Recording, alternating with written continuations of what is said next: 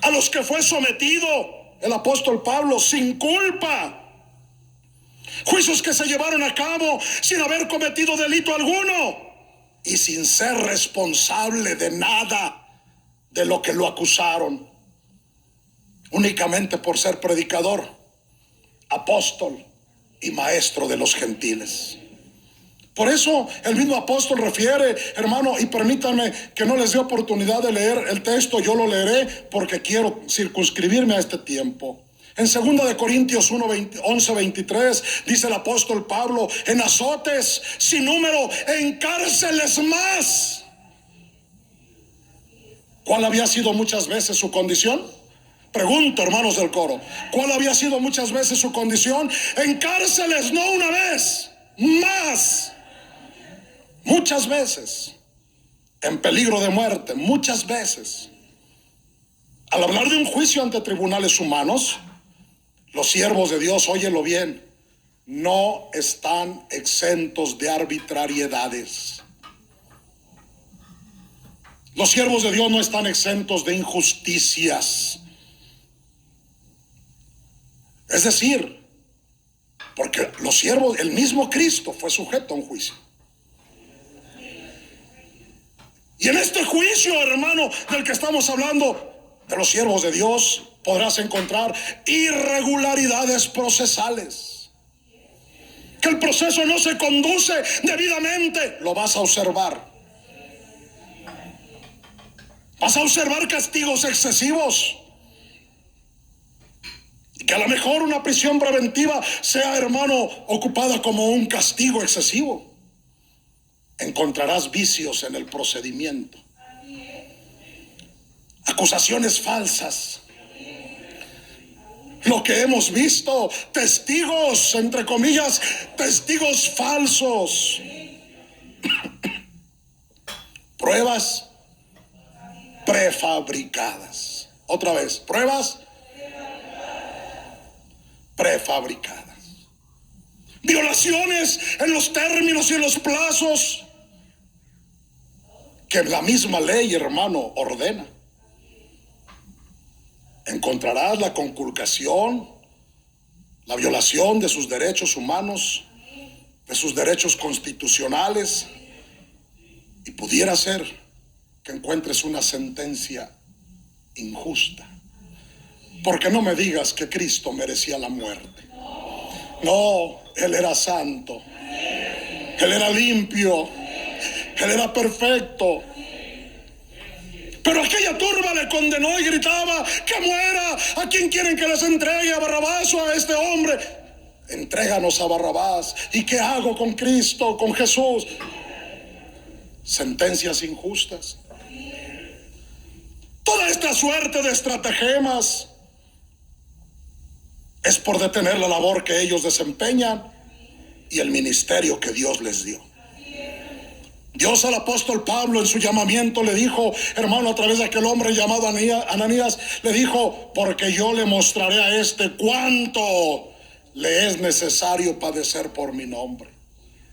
Yo también, y tú recuerdas aquel 14 de diciembre, hermano, en la madrugada, cuando el apóstol de Dios nos dijo: hermano, pero también Dios me ha manifestado que en mi ministerio habrá mucho sufrimiento. Así encontramos en todos los juicios a los que fue sometido el apóstol Pablo, prevaleció la arbitrariedad, la injusticia, la violación de sus derechos. Es necesario recordar que el apóstol Pablo, como ciudadano romano, tenía ciertos derechos. Los pongo en contexto. Roma es la cuna del derecho romano germánico, que es el que nosotros observamos, y toda América Latina y algunas naciones de Europa. Pues la cuna del derecho es Roma. Y Roma conquistó, Roma era la conquistadora, y Roma conquistó Jerusalén, y Roma conquistó otros imperios, y regía la ley romana. Y el apóstol Pablo era ciudadano romano, tenía ciertos derechos y privilegios. Por ejemplo, la exención de castigos corporales. No podía, hermano, un hombre llegar y golpearlo, porque él tenía el estatus de ciudadano romano. Tampoco un ciudadano romano podía ser atado o golpeado o azotado por mandato de un magistrado, porque su ciudadanía romana le otorgaba ese derecho que implicaba una protección jurídica, so pena de castigo al magistrado que lo hiciera. ¿Me estoy dando a entender? Muy bien. Como el tema se llama el juicio del apóstol Pablo, entraremos de lo que habla la palabra de Dios al primer juicio que tuvo el apóstol Pablo. Lo tuvo en Filipo. ¿Y qué dio origen, hermano, a este juicio? En Filipo, el alboroto y la enseñanza de lo que Dios le había dado causó, hermano, un revuelo. El apóstol Pablo fue acusado ahí en Filipo, óyelo bien, de alboroto y enseñanza indebida. Así lo acusaron. ¿Y qué fue lo que hizo? Nada. Él iba a la oración y una muchacha, hermano, iba detrás de él hablando: estos son hombres de Dios que os traen la verdad. Y desagradando al apóstol Pablo, reprendió, hermano, a aquella mujer que tenía un espíritu de adivinación y salió de ella. Y entonces sus dueños vieron que la ganancia, la mercadería que hacían con aquella muchacha se iba a perder. Dice el texto, permítanme leerlo para ustedes, Hechos capítulo 16, 20, 24. Y discúlpenme si voy un poquito prisa, pero es que quiero, hermano, terminar el tema.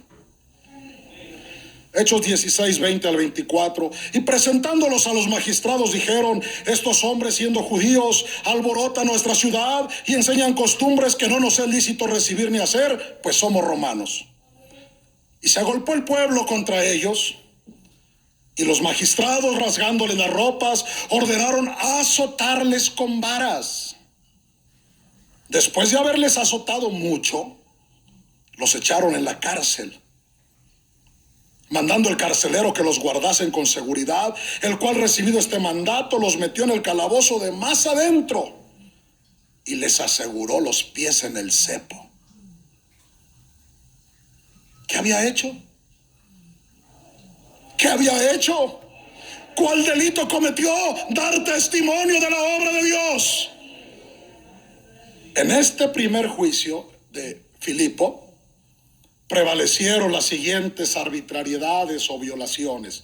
Las voy a enumerar de una manera jurídica, pero mis hermanos me han de entender. En primer lugar, se le privó de su libertad sin cometer delito o falta alguna. En segundo lugar, hubo una detención sin que mediara una orden con base en un hecho tipificado como delito en la ley. En tercer lugar, no hubo un tribunal independiente sin que ejerciera una influencia por la presión social de aquellos dueños de esa muchacha que la tenían en esclavitud para ganar por adivinación. No se le dio a conocer al apóstol el nombre de su acusador, ni los cargos que se le imputaban. Quinto, no se le permitió presentar testigos o pruebas que desvirtuaran las acusaciones de aquellos mercaderes. Sexto, sufrió exhibición pública, vergonzante. 7, recibió lesiones físicas en exceso, causadas mediante azotes, desde el momento de la aprehensión, como también en las prisiones, sin motivo alguno. No tuvo, en resumen, número 8, un proceso debido. Y terminó este juicio, óyelo, sin sentencia judicial. ¿Cómo dije? Entonces, cuando se dan cuenta quién era el apóstol, le mandan decir al carcelero: sácalo, que se vaya, dile que está libre, que no hay nada, que se salga de la ciudad, que se vaya. Y el apóstol Pablo dice: no, Hechos 16:37, yo lo leo. Dice el apóstol, son palabras del apóstol Pablo, dice: después de azotarnos públicamente, sin sentencia judicial, siendo ciudadanos romanos, nos echaron de la cárcel. Y ahora nos echan encubiertamente. Pregunta, y ahora nos echan encubiertamente. ¿Por qué querían hacerlo encubierto? ¿Sabían que estaban qué? No, dice el apóstol, no. Por cierto, sino que vengan ellos mismos a sacarnos. Porque estaba ¿qué? Consciente que él era inocente. ¿Me estoy dando a entender, hermano? ¿Despreciaba los tribunales humanos? No. ¿Sabes lo que estás viendo en este ejemplo? Que la intolerancia religiosa estaba juzgando a un apóstol de Dios. Otra vez, ¿qué estás viendo? Que la intolerancia religiosa estaba juzgando a un apóstol de Dios. Avancemos. Hubo un segundo juicio.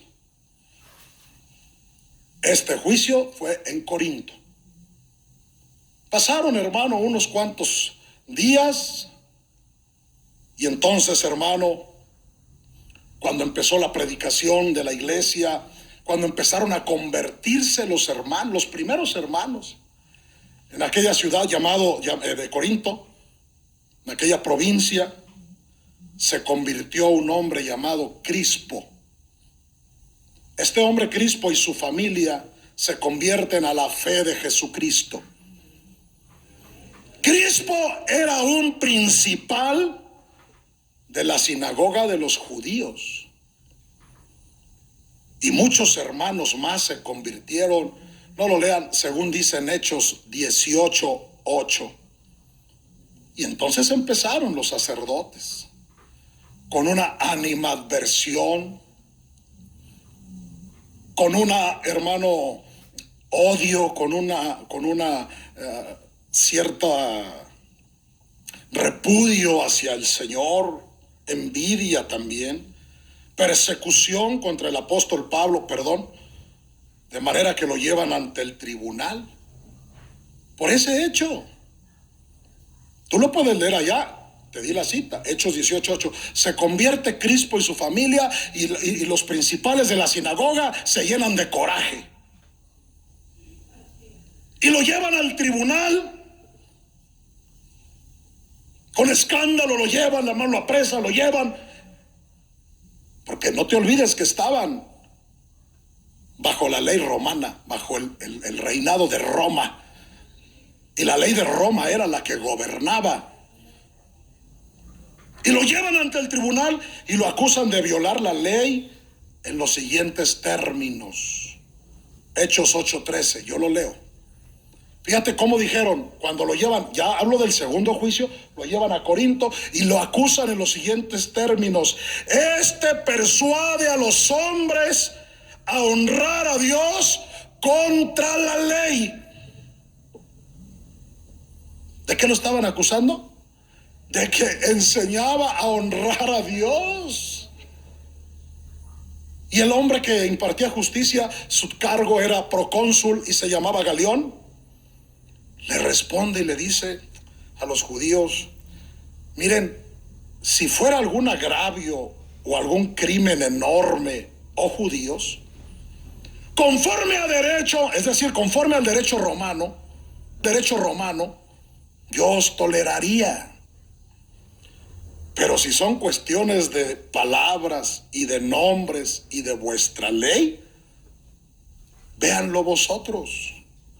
Porque yo no quiero ser juez de estas cosas. Y los echó del tribunal. Esto está escrito en Hechos 8:14 al 16.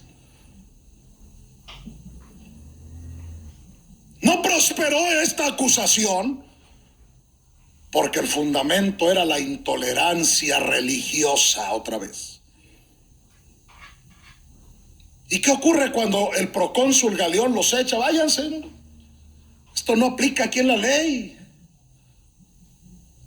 Que si ellos adoran a un Dios, o si tienen a un Dios, o lo reconocen como apóstol, pues son palabras, son creencias de ellos. Yo no tengo nada que juzgar, los corre en una palabra. Y entonces los judíos lo toman al apóstol. ¿Y sabes qué hacen delante de la autoridad? Lo empiezan a golpear duramente, delante de la autoridad. Ahí está escrito, ya les di la cita. Al haberlos corrido de su tribunal Galión, esta situación sirvió para que los mismos judíos golpearan, óyelo bien, golpearan al apóstol del mismo tribunal que debió defenderlo. Porque estaba para velar por su salud, por su juicio, por su seguridad. Eso consigna Hechos 18:17, no lo lean. Concluimos que de este segundo juicio prevalecieron las siguientes arbitrariedades. Primera, detención ilegal. Segunda, falta de garantías de parte de la autoridad, pues le golpeaban delante de la misma, y la que tenía el deber de defenderlo no lo defendió, a pesar de ser un ciudadano romano. Tercera, se le juzgó por un tribunal que no era legítimo, porque fueron los judíos los que juzgaron y lo golpearon. Se le negó, por cuarto punto, el derecho a la tutela del Estado. Es decir, permitieron que el apóstol fuera juzgado sin velar por su integridad física y solaparon los abusos de los judíos sobre su persona. ¿Me estoy dando a entender hasta aquí? Llevamos el análisis de 2 juicios y entraremos al tercero, muy largo, muy prolongado, muy accidentado, y del cual, hermano, primero Dios quiere tu hermano iniciar a describirlo. El Señor le manifestó que tenía que subir a Jerusalén, y en el Espíritu, dice el apóstol Pablo, en el Espíritu Santo, Dios le hizo ver que por todas las ciudades le esperaban prisiones y tribulaciones. Eso lo dice el apóstol mismo en Hechos 20:23. Este tercer juicio que Dios le anunció previamente, algunos hermanos quisieron detenerlo, no vayas. Sin embargo, él sabía que tenía que ir porque Dios se lo había señalado. Estando, hermano, en el templo de los judíos, oye bien, fíjate cómo inicia. Quiero que pongas mucha atención, hermano, en tu hogar. Presta mucha atención cómo inicia el tercer juicio del apóstol Pablo, y el más importante. Llegó él y se cumplían los días de la purificación de la ley, marcados en la ley. Y algunos decían que el apóstol no cumplía la ley y que enseñaba a no judaizar. Y entonces los hermanos le dicen, mira, muchos dicen aquí que tú no judaizas, entonces te recomendamos, pues paga tus votos y ve y purifícate. Y aquí hay 4 varones que también van a ir a purificarse, que te acompañen. Cuando el apóstol llegó, hermano, ahí a Jerusalén, le acompañaba un griego, un hermano griego, porque Pablo era el apóstol de los gentiles. Había predicado en otros países, se habían convertido hermanos de diferentes naciones, y le acompañaba un jovencito llamado Trófimo. Era griego, él no podía entrar a la sinagoga, pero como lo vieron con Pablo, pensaron que el apóstol Pablo lo había metido a la sinagoga. Y no fue así. Trófimo se quedó siempre fuera. Pero había 4 varones judíos con los cuales el apóstol Pablo se introdujo a la sinagoga y pagó sus votos de la purificación. Y cuando lo ven ahí, hermano, al apóstol hincado ahí en el templo, unos hombres, dice que al verlo en el templo con los otros 4 que se purificaba, empezaron a gritar, a alborotar a la multitud, y ellos mismos lo detuvieron sin esperar a la autoridad. No, lo prendieron, hermano, y empezaron a gritar. Lo que ocurrió ahí, hermano, permíteme nombrarlo así, en una banca del templo, donde estaba el apóstol purificándose conforme al rito de Moisés o de la ley, causaron tal escándalo que la ciudad se alborotó. ¿Quién lo había visto? ¿Toda la ciudad? ¿Todas las familias? ¿Pero qué causó el chisme? De uno, de dos, de tres, ¿qué causó? Dime, hermano. Empezaron a gritar: aquí está el hombre que enseña contra el pueblo, contra la ley y contra el templo.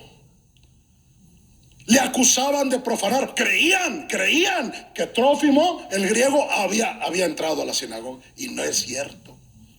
No era cierto. Pero creían ellos. Y empezaron a alborotar, hermano. Y levantaron, soliviantaron a la gente. Fíjate lo que es el chisme y la malicia. Fíjate lo que es la calumnia y la mentira. Entonces toda Jerusalén se alborotó. Todos se alborotaron, las calles, hermano, fueron tomadas y tomaron al apóstol Pablo y lo arrastraron.